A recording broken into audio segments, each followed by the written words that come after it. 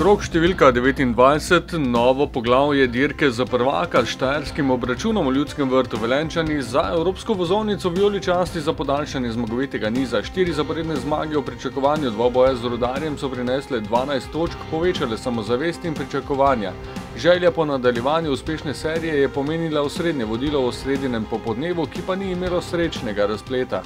Spremljali smo eno tistih tekem, ko razmerja udarcev in golov niso realni pokazatelj.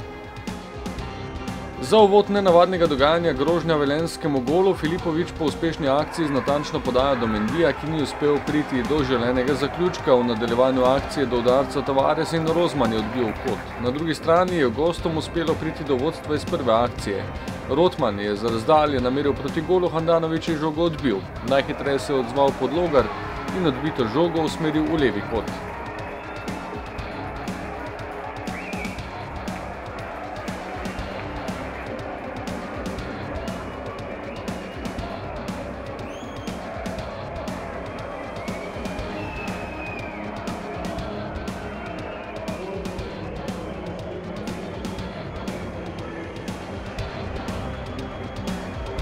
To je pomenilo, da bo treba do uresničitve cilja na drugačen način, po težji poti. Treba se je bilo podati v lov za izenačenje. Začel se je z obetavno situacijo, ki sta jo pripravila Mendi in Filipović, po njegovi podaji do žoge z roba kazenskega prostora Bohar, toda pri udarcu ni bilo dovolj natančnosti. Ko so se znašli v najtežjih situacijah, je Velenjčanom zaveznik postal tudi okvir gola. Pomagal jim je dvakrat. Med naslednjim mariborskim poskusom je goste najprej rešila prečka. Sodelovala sta Cvijanović in Mendi, ki je na robu kazenskega prostora podal Tavaresu. Ob njegovem udarcu čez vratarja pa je žoga zadela okvir gola.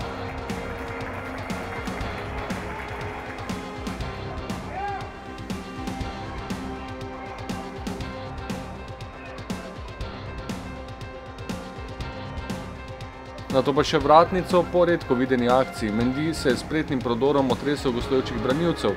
Po povratni podaji v sredino žoga do Mertlja, v nadaljevanju pa je Krefl med poskusom izbijanja žoge z golove črte zadel vratnico, a so gostje nekako le uspeli odpraviti nevarnost. Trenutki napadov za izenačenje so bili vse pogostejši, a je zmanjkalo natančnosti pri zadnji podaji ali pa konkretnosti pri kakšnem udarcu. In ob številnih poskusih je na drugi strani tako ostalo več prostora za protinapade, kar so gostje izkoristili, ter po uspešno izpeljani akciji so v 70 minuti nogometaši Rudarja povišali vodstvo. Po podaji Podlogarja je Klinar spretno nadaljeval akcijo in poskrbel za učinkovit zaključek. Drugi velenjski gol je pomenil znak za nove poskuse v vijoličastem, ki pa tokrat niso obrodili sadov.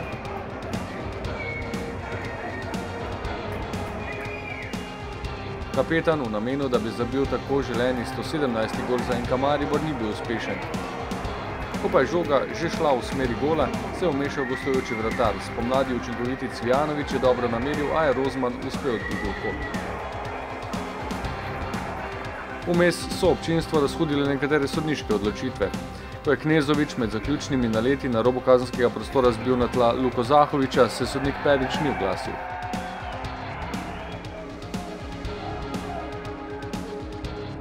Ob še enemu nizu poskusov, ko je dobro ciljal Vršič, je vratar Rozman z odličnim posedovanjem potrdil status velenjskega rešitelja.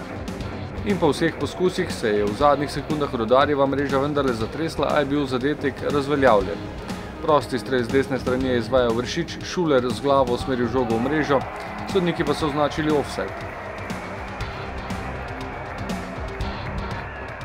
Ostalo je pri rezultatu 0:2, tokrat je zmanjkalo energije, učinkovitosti za boljši razplet.